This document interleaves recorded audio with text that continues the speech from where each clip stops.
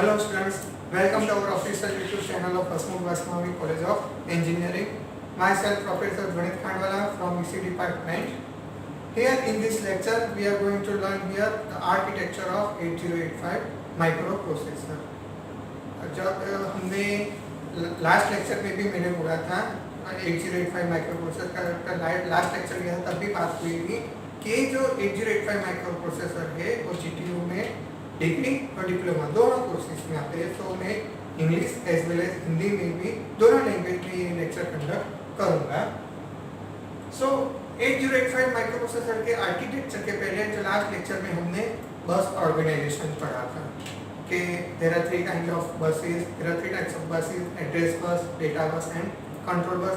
How these buses are working, their operations, what do they carry, ये सब हमने last lecture में देखा था। अब ये सारा पूरा आर्किटेक्चर है वो उसके ओवर दिस होल आर्किटेक्चर ये बस का उपयोग कहाँ होगा, वो कैसे कैरी करता है, कहाँ से कैरी करता है, वो उसका उपयोग यहाँ पे आर्किटेक्चर के अंदर होगा। वो आपको ज़्यादा क्लियर होगा इस लेक्चर में। So now 8085 microprocessor. So बहुत सारे माइक्रो प्रोसेसर पहले से बनते हर एक में उससे ज़्यादा बेटर और बेटर बनता गया। But this is the 8085 micro processor is the first commercially successful micro processor. It was made by Intel company. So this is the brief history of 8085 microprocessor. Now, function of microprocessor. ये microprocessor होता है, कोई भी microprocessor वो काम क्या करता है? The main function of the microprocessor is to execute the program. वो क्या करता है? सिर्फ प्रोग्राम को execute करता है। वो कोई भी एक्शन नहीं करता है। वो कोई भी प्रोसेस चलो भी ये ऑपरेशन में कोई काम नहीं करता है।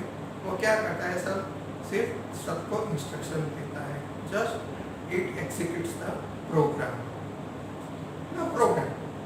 प्रोग्राम होता है। What is program? It is nothing but it is just a set of instructions. ये जो हमारा जो इंस्ट्रक्शन होते हैं वो हम कहाँ पे स्टोर करते हैं?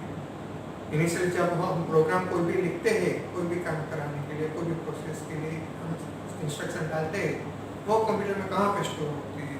तो ये जो इंस्ट्रक्शन होती है वो मेमोरी के अंदर स्टोर होती है।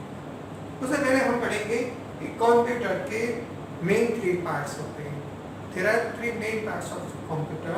First one is microprocessor, second one is memory and third one is IO, that means input and output. तो मैंने पहले बोला कि प्रोग्राम जो इंस्ट्रक्शन में हम लिखते हैं वो कहाँ पे स्टोर होता है? मेमोरी के अंदर। मेमोरी कहाँ होती है? माइक्रोप्रोसेसर के बाहर। Microprocessor and memory both are different. Microprocessor के बाहर मेमोरी होती है और उस मेमोरी के अंदर हम इंस्ट्रक्शन डालते हैं। और जब हम प्रोग्राम का उपयोग करते हैं, जब हम प्रोग्राम रन करते हैं, तब उस टाइम पे क्या होता है? सबसे पहले इंस्ट्रक्शन को उसको मेमोरी में से माइक्रोप्रोसेसर के अंदर डालनी पड़ेगी। माइक्रोप्रोसेसर के अंदर डालनी पड़ी और लानी पड़ी, उसे क्या बोलते हैं? फेचिंग। उसके बाद क्या करता है? फेचिंग होने के बाद क्या होता है कि वो समझता है कि वो क्या कहना चाहता है, कौन सा ऑपरेशन करना है, एडिशन करना है, सब्सट्रैक्शन करना है, लॉजिकल करना है, इंटरप्ट के रिलेटेड करना है, कौन सा ऑपरेशन करना होता है वो समझेगा। That is called decoding. That is done in the decoder. वो समझ में आ गया उसको कि डिकोडिंग होने के बाद कि उसे क्या करना है, फिर वो क्या करेगा? एग्जीक्यूट करेगा ये प्रोग्राम, वो इंस्ट्रक्शन है पर्टिकुलर जो वन इंस्ट्रक्शन उसको एग्जीक्यूट करेगा। उसके हिसाब से वो कौन करेगा? तो कि वो टाइमिंग एंड कंट्रोल सर्किट करेगा। ये टाइमिंग एंड कंट्रोल सर्किट है, डिकोडर है, वो ये दोनों पार्ट कहाँ होते हैं? माइक्रोप्रोसेसर के अंदर। IT okay. क्या होगा यहाँ पे? ये क्या करता है? टाइमिंग एंड कंट्रोल सर्किट ये क्या करता है, तो ये भी एक्शन नहीं करता, ये just releases the control signals according to the operation of the section. जो जिसके सेक्शन के रिलेटेड इंस्ट्रक्शन होगा उसके लिए कंट्रोल सिग्नल रिलीज करेगा, और वो सेक्शन में पर्टिकुलर वो जाके उसका अपना ऑपरेशन काम करेगा। Okay, so now again come to here. So this is the MIPI microprocessor, this is the memory. As I told you earlier, the instruction operation is divided into 3 steps. First one is fetching. Fetching मतलब क्या, instruction को memory में से microprocessor में लाना। So सबसे पहले यहाँ पे मेमोरी में हमने इंस्ट्रक्शन लिखी हुई है, हर एक का एक पर्टिकुलर लोकेशन होगा। मेमोरी तो बहुत बड़ी होती है, उसमें कहाँ के लिखा हुआ होता है इंस्ट्रक्शन वो हमें आइडेंटिफाई करना है, दैट इज कॉल्ड एड्रेस। वो एड्रेस कहाँ पे होगा, so that address will be in the PC. PC से हमें पता चला उसका एड्रेस था कि ये सपोज जस्ट फॉर एग्जांपल 4001 से ये एड्रेस लोकेशन लिखा हुआ है 4001 2 3 4 5 10 तक यहाँ पे डेटा है, फर्स्ट सेकंड थर्ड और 10 तक यहाँ पे डेटा हमने लिखा हुआ है। तो पीसी में क्या है, एड्रेस है किसका, इंस्ट्रक्शन का। और पीसी में से पीसी मतलब प्रोग्राम काउंटर, प्रोग्राम काउंटर में से एड्रेस कौन ले जाएगा, एड्रेस बस ले जाएगा। एड्रेस बस ले गया तो वहाँ पता चला कि एड्रेस आपका जो इंस्ट्रक्शन है कौन से लोकेशन पे है, 4001 पे, तो वहाँ पे जाएगा। उसी टाइम पे टाइमिंग एंड कंट्रोल सर्किट क्या करता है, रीड सिग्नल जनरेट करता है। क्यों ये रीड सिग्नल जनरेट करता है, क्योंकि हमें इंस्ट्रक्शन मेमोरी में से माइक्रोप्रोसेसर में लानी है।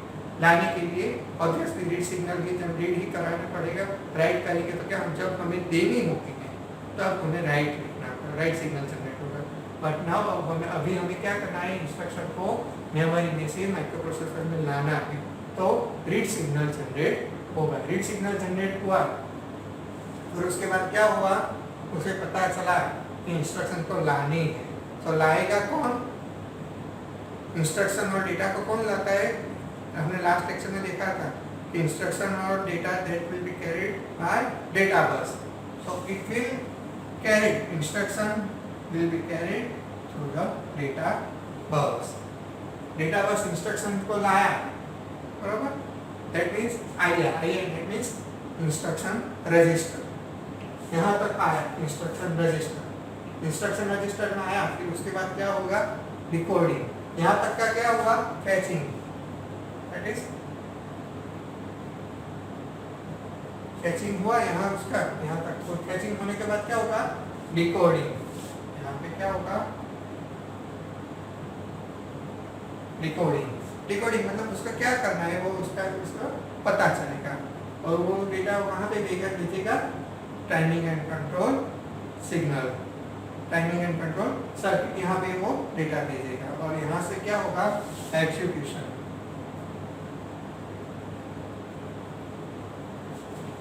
एग्जीक्यूशन में क्या करेगा, वो जो भी सेक्शन के लिए इंस्ट्रक्शन होगा, जो भी सेक्शन के रिलेटेड इंस्ट्रक्शन होगा उसके अकॉर्डिंग वो सिग्नल जनरेट करेगा।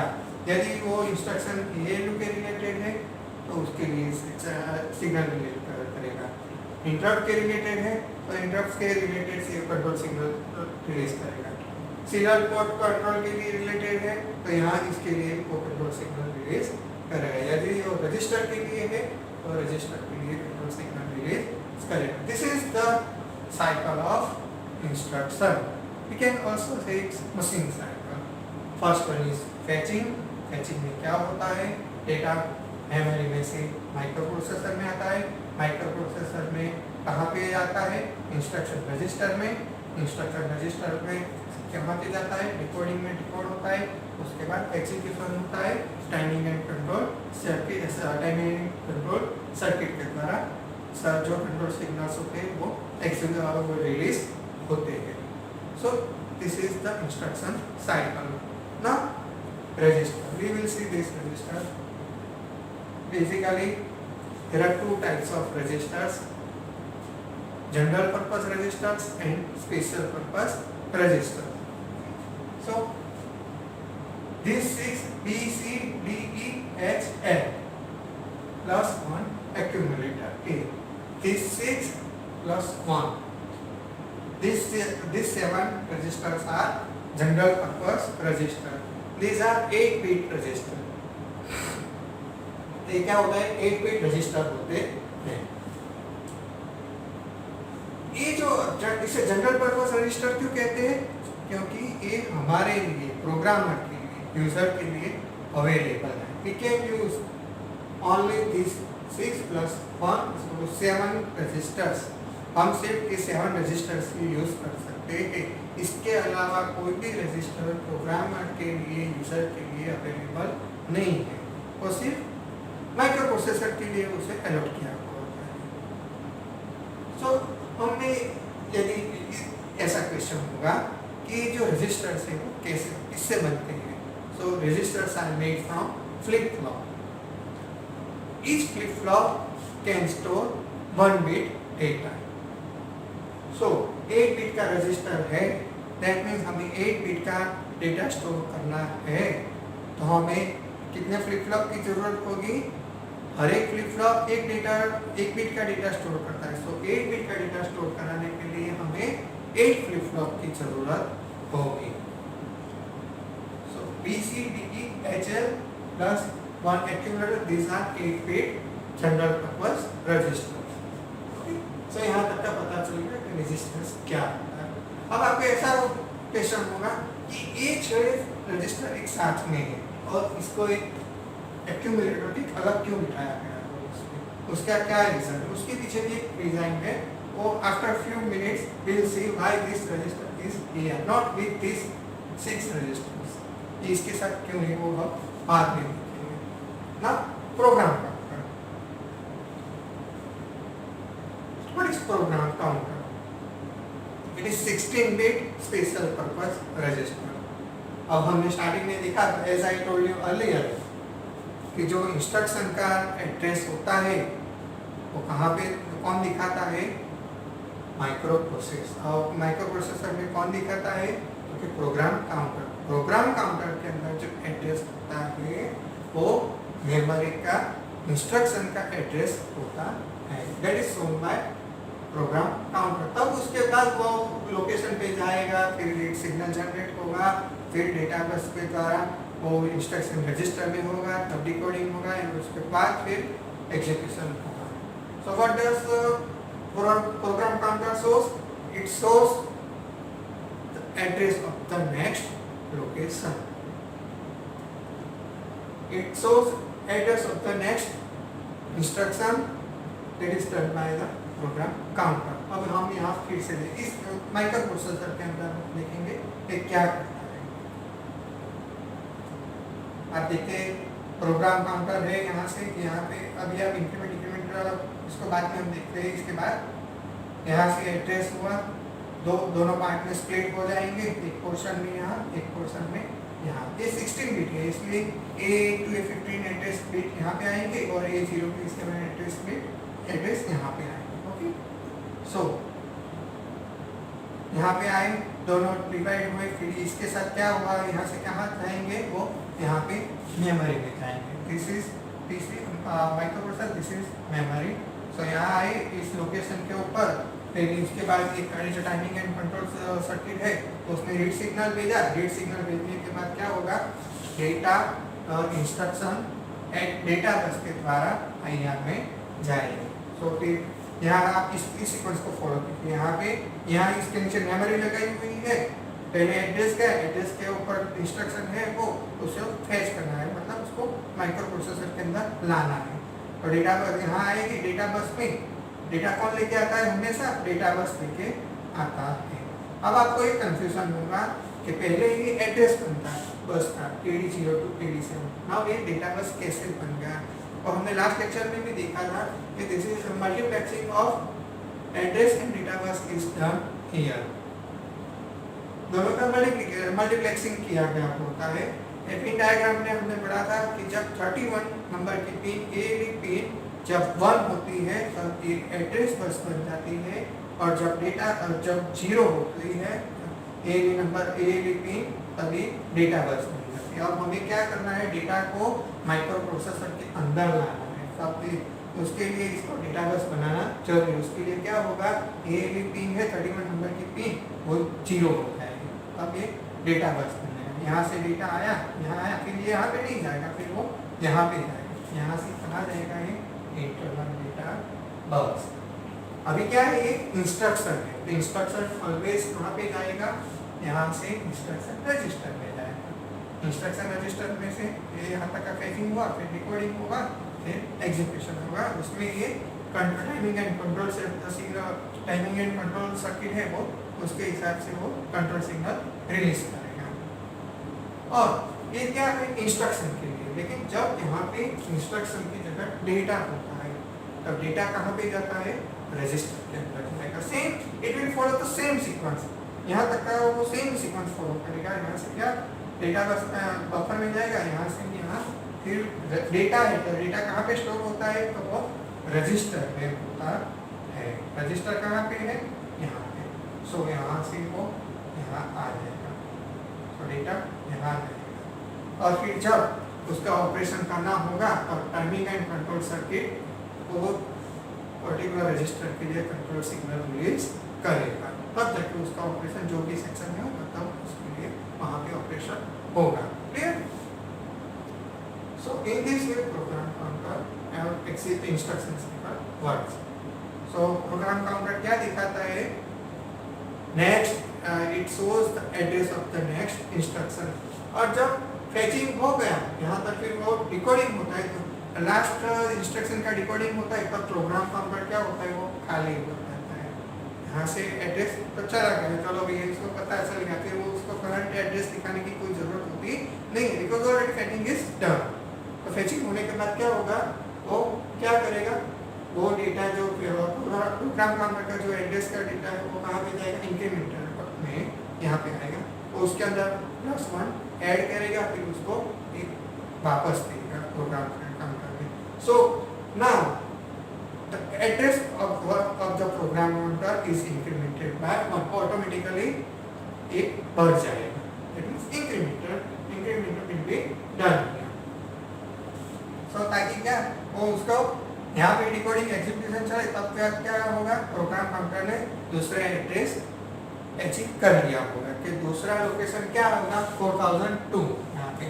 so यहाँ पे 4001 लिया, तो उसको इंक्रीमेंट कर दिया, तो वो कहाँ जाएगा, 4002 में।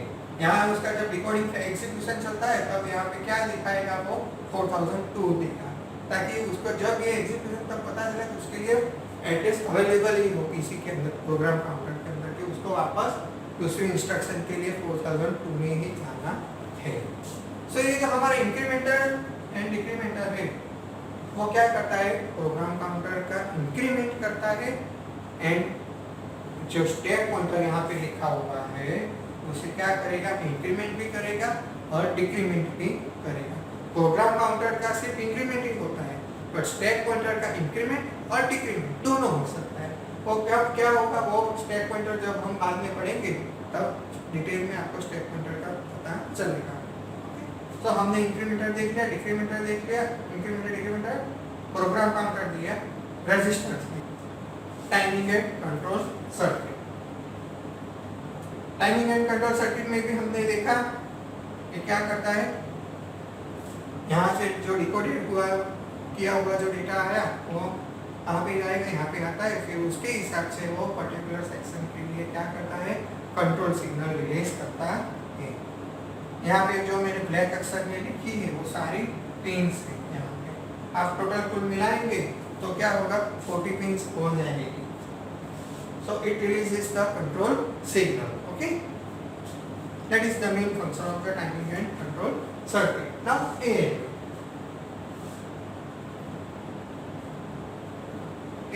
arithmetic and logic unit.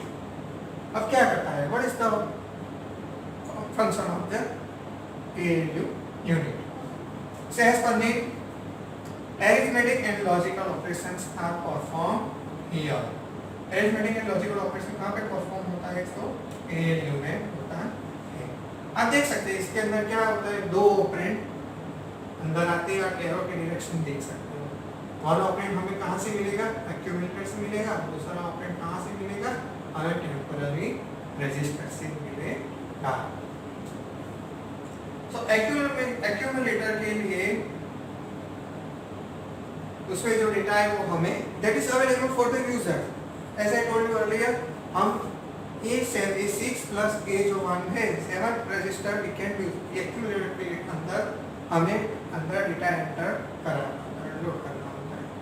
तो हमने जो एक्यूमुलेटर का डेटा लोड किया स्टोर किया वो यहाँ पे आएगा, और तो रजिस्टर में डेटा स्टोर हुआ वो कहाँ जाएगा, यहाँ आएगा temporary register. So control signal है, ये टाइमिंग एंड कंट्रोल है, वो कहाँ एक रजिस्टर के लिए कंट्रोल सिग्नल रिलीज करेगा, ताकि क्या यहाँ पे कोई भी रजिस्टर के अंदर जो डेटा स्टोर किया हुआ हो वहाँ यहाँ से कहाँ जाएगा, इसके द्वारा इंटरनल डेटा बस में, इंटरनल डेटा बस में से टेम्पररी रजिस्टर में। टेम्पररी रजिस्टर में क्या होगा, data of any register B C D E H L data of any general purpose register will be hold here temporarily। जब फिर से timing and control circuit control signal release करेगा, उसके बाद टाइमिंग एंड टेम्पररी रजिस्टर में से data कहाँ आएगा, ALU में आएगा। ALU में क्या होगा, उसका ऑपरेशन होगा। ये दो ऑपरेंड मिले, उसके यहाँ ऑपरेशन हुआ, रिजल्ट आया, रिजल्ट बाहर जाएगा। You can see the direction of arrow, यहाँ पे रिजल्ट बाहर जाएगा इंटरनल डेटा बस में से, फिर अगेन इंटरनल डेटा बस में से कहाँ जाएगा, जो रिजल्ट है वो यहाँ आएगा, उसके बाद कहाँ आएगा, एक्यूमुलेटर में। So result of the operation is stored in the accumulator A। So now what is the function of accumulator, what is the function of ALU here, and what is the function of temporary register in the arithmetic and logic section। So temporary register क्या करता है, वो temporary data hold करता है। accumulator क्या करता है, जो भी रिजल्ट होता है एक ऑपरेंड ALU को प्रोवाइड करता है, फिर उसके बाद जो ऑपरेशन होता है उसका रिजल्ट भी एक्यूमुलेटर में ही स्टोर होता है। Now we will see here flag register। What is flag register? So I have drawn here flag register. It is made from 8 bit।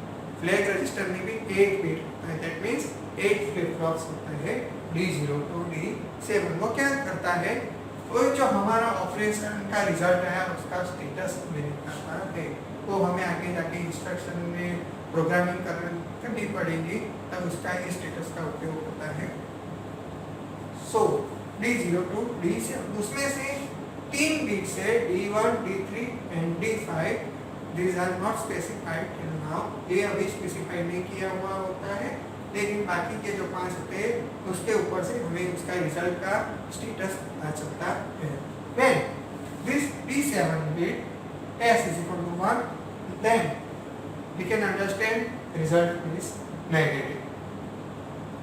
जब और बाकी के केस में जब रिजल्ट हमारा पॉजिटिव होता है तब this D7 bit is 0। Now D6 Z, when this bit is 1, तब क्या होगा, that means उसका मतलब क्या होगा कि हमारा रिजल्ट 0 है। ऑपरेशन का रिजल्ट 0 हुआ, तब यहाँ पे क्या होगा, D6 नंबर का जो बीट है वो क्या होगा, वो 1 दिखाएगा। जब 0 नहीं होगा तब ये D6 बीट है वो क्या बन जाएगा, 0 बन जाएगा।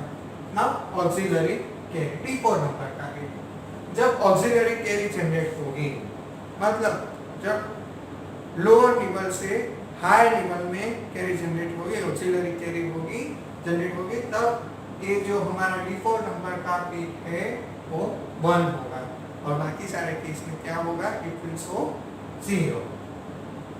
Now D2 P for parity, when even parity is generated, then D2 bit will be 1, and for the odd parity this shows 0, and the last bit D0 CY, that means carry। if carry is generated or borrow is taken, then this last bit D0 is 1, otherwise it will be 0.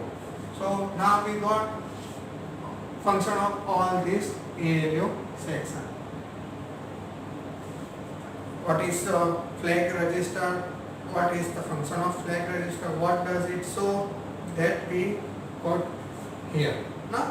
Now we will see this WZ temporary register. What is the function of this WZ temporary register? So it is 8-bit special purpose register. Special purpose register है, इसलिए हमें तो वैसे पता चल ही जाता है कि ये हमारे लिए अवेलेबल नहीं है, ये सिर्फ माइक्रो प्रोसेसर के लिए ही अवेलेबल है। माइक्रो प्रोसेसर ही सिर्फ उसका उपयोग कर देते हैं।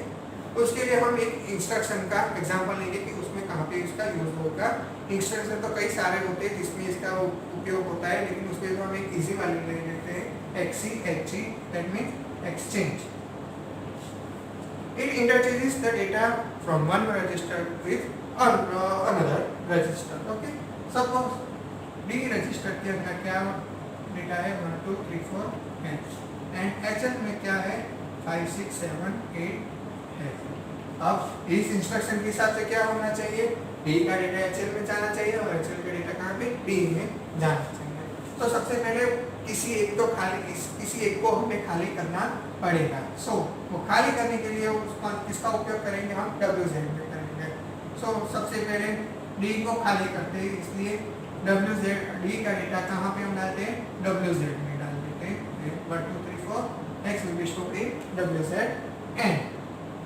अब ये खाली हो गया, फिर उसके बाद क्या होगा, HL का जो डेटा है वो D में चला जाएगा। D क्या बनेगा 5 6 7 8। इसका डेटा यहाँ पे ट्रांसफर होने के बाद ये क्या हुआ, एम्प्टी हो गया। यहाँ पे एम्प्टी होने के बाद WZ का डेटा HL में डाल देंगे, तो HL का डेटा क्या बन जाएगा 5 1 2 3 4 X।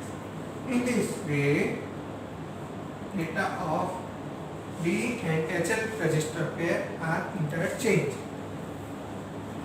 इन दोनों का इंटरचेंज। इसके बाद हम एक पूरा एक एग्जांपल के लिए हम एक इंस्ट्रक्शन देखेंगे कि ये पूरी इंस्ट्रक्शन किस तरह से काम करती है। Suppose we write here LD।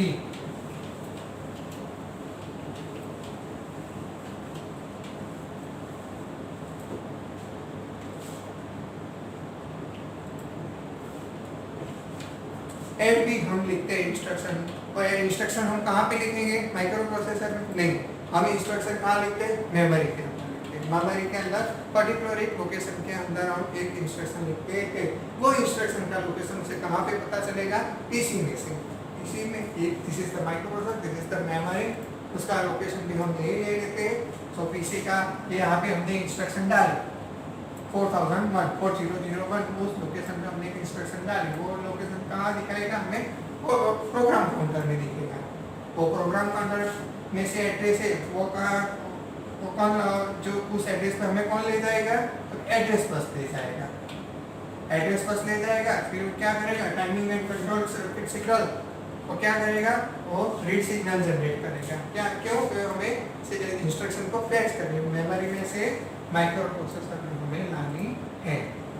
Read signal generate हुआ, फिर यहाँ पे उसके ऊपर जो डेटा होगा वो कहाँ जाएगा, इंस्ट्रक्शन रजिस्टर में जाएगा। कौन लेके आएगा, डेटा बस लेके आएगा। कम हियर, यहाँ पे जो हमने ये जो डाला, ये इंस्ट्रक्शन मेमोरी में से कहाँ पे जाएगी, डेटा बस में होकर यहाँ से होकर कहाँ जाएगी, इंस्ट्रक्शन रजिस्टर में। इंस्ट्रक्शन रजिस्टर के बाद क्या होगा, डिकोडर में जाएगी, डिकोडिंग होगा वहाँ पे। वो क्या, उसके बाद क्या होगा, टाइमिंग एंड कंट्रोल सर्किट में जाएगी, वो उसके हिसाब से कंट्रोल सिग्नल रिलीज करेगा। यहाँ पे क्या करना है, हमें एडिशन करना है, that mean it is related with ALU, arithmetic logic unit. वो timing and control signals, timing and control circuit है वो ALU को सिग्नल भेजेगा, फिर एडिशन करना है। उसी टाइम पर क्या करेगा, उसके बाद वो रजिस्टर B को भी बोलेगा कि जो हमने पहले से रजिस्टर B के अंदर वैल्यू ऐड की गई है, स्टोर की है, उस वैल्यू को ALU के अंदर डाले। वैल्यू ALU में क्या डायरेक्ट नहीं होगी, ALU में रजिस्टर में से निकल कर यहाँ से होकर टेम्पररी रजिस्टर में जाएगी, टेम्पररी रजिस्टर में से ALU में जाएगी, और दूसरा ऑपरेंड कहाँ से आएगा, एक्यूमुलेटर में आएगा। So in this way accumulator got both operands, operation यहाँ पे परफॉर्म होगा, फिर उसके बाद रिजल्ट कहाँ जाएगा, यहाँ से बाहर निकलेगा, इंटरनल डेटा बस से होकर एक्यूमुलेटर में जाएगा। एक्यूमुलेटर में यहाँ इंटरनल डेटा बस से यहाँ आया, फिर वो क्या करेगा, timing and control circuit accumulator को सिग्नल भेजेगा कि यहाँ से वो रिजल्ट लेगा। इन this way operation of the ALU is stored back into the accumulator.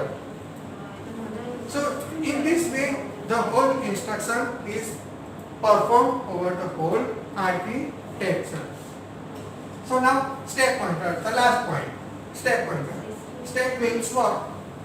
हम एक के ऊपर एक, दूसरे एक के ऊपर दूसरे, दूसरे के ऊपर तीसरे लिखते जाएंगे।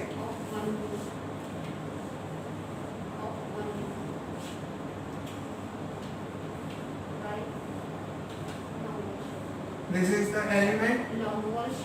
This is the location. Up 1003, 1004, 1005, 1006. यहाँ पे हमने फर्स्ट डाला, सेकंड डाला, थर्ड डाला, फोर्थ डाला। अब यहाँ इसके ऊपर हम क्या कोई भी एलिमेंट डालते जा रहे हैं। This is called step. ये क्या है, स्टेप। सबसे पहले हम डालेंगे इंस्ट्रक्शन कहाँ पे होगी, 1006 में, उसके ऊपर 5 में 2 नंबर के, 4 में 3 नंबर के, 3 में 4 नंबर। इस तरह से यहाँ पे स्टोर होगी इंस्ट्रक्शन। तो फिर क्या होगा, तो सबसे पहले डाली वो क्या बॉटम में जाएगी, सबसे पहले डाली वो बॉटम में जाएगी। कोई भी हमने एलिमेंट या कुछ भी डेटा डाला वो बॉटम में जाएगी, और सबसे लास्ट में डाली वो सबसे टॉप में रहेगी, सबसे ऊपर जाएगी। So that is called last in first out pattern. That is the pattern of the step. So step pointer. So what does it show? It shows the address of the top of the stack. जो पूरा stack है उसके top का address दिखाएगा। कौन दिखाएगा, हमें stack pointer दिखाएगा। अभी ये 4 एलिमेंट हमने डालेंगे तो उसका करंट लोकेशन क्या है, टॉप का 1003। तो करंट लोकेशन 1003 है। जब हम उसके अंदर दूसरा नया एलिमेंट डालेंगे दैट विल बी 3, उसका लोकेशन क्या बनेगा, 1002। तो आप देख सकते हैं इसके अंदर जब उसका टॉप का एड्रेस क्या बन गया, 1002। जब हमने नया एलिमेंट अंदर डाला, नई इंस्ट्रक्शन डाली, तो उसे क्या बोलते हैं, पुश बोलते हैं, PUSH।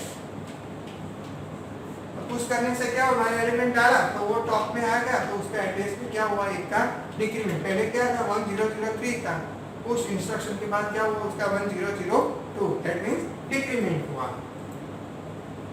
और ये इसके ऑपोजिट हम देखें, यदि हम एक 3 नंबर का, चलो भाई ये एलिमेंट है वो हम आउट ले लेते हैं, बाहर ले लेते हैं, that is called pop, POP, pop. Okay, so इसको हम निकाल दें, तो यहाँ पे नाउ इसको हमने निकाल लिया। चलो भाई, तो top of the address of the top क्या बन गया, 1003। पहले 1002 था, अब क्या बन गया, 1003 बन गया। सो इसमें क्या हुआ, एक का इंक्रीमेंट हुआ। सो पॉप इंस्ट्रक्शन में क्या होता है, स्टैक पॉइंटर का इंक्रीमेंट होता है, और पुश इंस्ट्रक्शन में क्या होता है, इसका डिक्रीमेंट होता है। So now you got the difference between program counter and stack pointer. Program counter हमेशा इंक्रीमेंट करता है और स्टैक पॉइंटर का इंक्रीमेंट भी होता है एंड डिक्रीमेंट भी होता है। ये इंक्रीमेंटर और डिक्रीमेंटर कौन करता है, so it is done by this specific this object incrementer और decrementer. So now this is the way how each and every instruction are performed here in overall architecture of the 8085 microprocessor. I hope you will get each and every content of the architecture of this processor. If you like this video, please like it and subscribe it. Thanks for watching my video.